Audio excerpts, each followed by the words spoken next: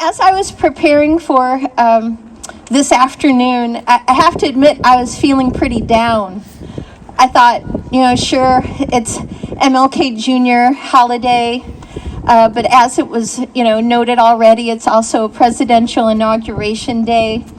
And I was feeling pretty bad as I dwelled on that frustrating dance we're often forced into. You know that dance, right? That one step forward, then two steps back, right? But then I realized that there's actually a kind of hope in that while it's inauguration day, it's also the King holiday. That today is actually an opportunity to keep my self-pity in check, and maybe it's something like that for you too, and to choose to be inspired by King's example, along with the example of so many others, and to recommit to working for a better, just society. Today as we celebrate Dr. Martin Luther King Jr., there are a few things that I think we should remember as we contemplate our choices in the days and weeks ahead. First, we must remember that King never acted as a lone individual. Instead, he was one leader in a large and diverse movement, part of a long tradition seeking liberation for Black people in the United States. So, as much as he was an extraordinary person, and we know how our culture likes to promote the myth that extraordinary men are the only ones who've ever made anything good happen, this holiday is about honoring a movement comprised of just about every kind of American at some point in its long history, including women and children. Second, although some people like to act like everyone shared the dream of the civil rights movement and the freedom struggle, let's remember that King's moral vision was condemned during his lifetime as radical, communist, and un-American. Oh, I'm so cold I can't get to my next page. Okay. Sorry. All right. And for this, let's remember the violent threats that targeted him throughout his life of activism until he was finally murdered. He was attacked by ordinary white supremacists in the South and in the North, as well as targeted by the FBI, who aimed to neutralize him through COINTELPRO. His house in Montgomery was firebombed while his family was inside, and law enforcement never even investigated the crime. 10 years later, when King went to Chicago, where I'm from, to campaign against housing segregation and redlining, he was confronted by mobs of white people he described as more hateful than anything he had seen, even in Mississippi and in Alabama. That's right, shame. Folks like to remember the I Have a Dream speech, but they forget that in the same year that he gave it, 1963, he was jailed in Birmingham for protesting segregation. From that jail cell, he identified moderates as presenting one of the biggest obstacles to progress because they were more devoted to order than to justice and to negative peace where tension is absent instead of a positive peace where justice is present. And let's also remember that King spoke out against U.S. imperialism long before it was popular. In 1967, at Riverside Church in New York, condemning the U.S. war on Vietnam, King warned that, quote, a nation that continues year after year to spend more money on military defense than on programs of social uplift is approaching spiritual death.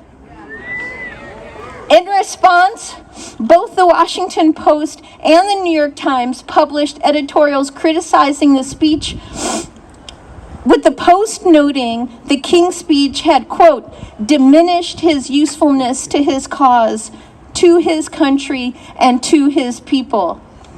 Talk about shame. Finally, let's remember that in 1968, the year he was assassinated, national polls showed 75% of Americans disapproved of Dr. King.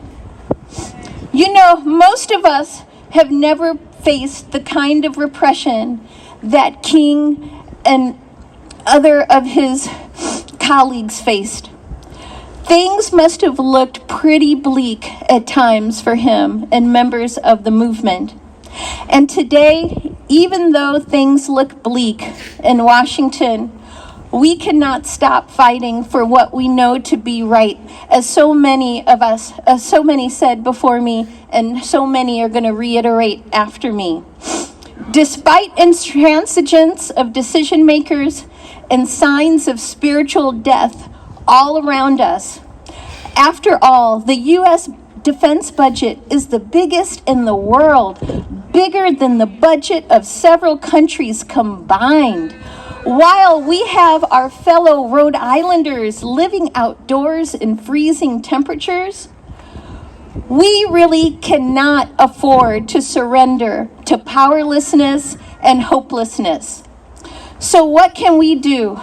As you've heard, we live in a small state, and that means we can have a big impact locally. We can demand, like Rep Morales said, for expanded funding for RIPTA. Rep Morales spoke of the funding deficit, right? Over 32 million. We know we can't care for our environment if we don't have a viable, robust transportation system that provides reliable transportation to our jobs, schools, medical appointments, shopping, and all the things and places that we need to do and places we need to go. Let's remind people in power they have to do the right thing. So if you want Governor McKee's phone number, I have it. You gotta give that man a call. 401-222-2080. What else can we do? Well, you know, I live in Pawtucket, but I care about what happens in Providence. You know, we have communities that share common struggles. As someone who lives in Pawtucket, I support the closure of scrap metal operations and other chronic polluters that have been harming families in Washington Park and South Providence for years. You know, we suffer the same problems of environmental racism in Woodlawn, the part of the district that I represent in the House. These are working class communities of predominantly people of color. These communities suffer from some of the highest child asthma rates in the country, as City Councilor Sue Anderboys said. So we know what has to happen. Those operations have to close. Yep. We have seen significant victories in response to years of organizing by the People's Port Authority and others. We need to keep up the pressure and put a stop to polluters in the Port of Providence. Do you need Mayor Smiley's number? I have it at City Hall. It is 401-680-5000. And here's one more thing we can do. We can save Morley Field in Pawtucket.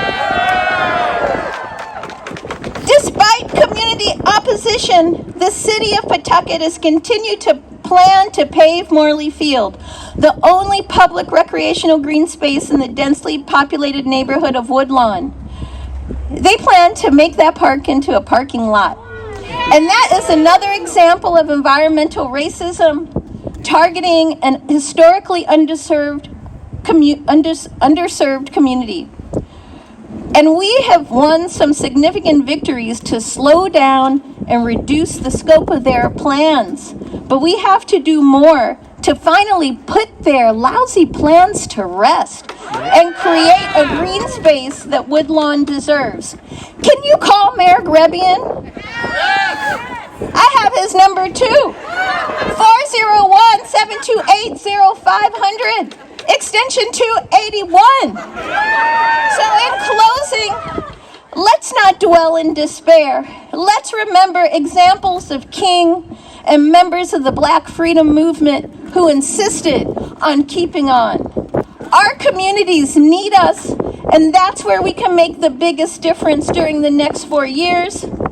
You know, some people won't like it, and that's okay. One day, they'll act like they supported us all along, just like they've done for King and the civil rights struggle. And even if they don't fully learn what King and others tried to teach us, we'll just have to keep pressing on with the lessons. So let's do something, let's do it together, and let's see ourselves as just the latest chapter in the struggle to make the U.S. finally live up to its ideals. Thank you.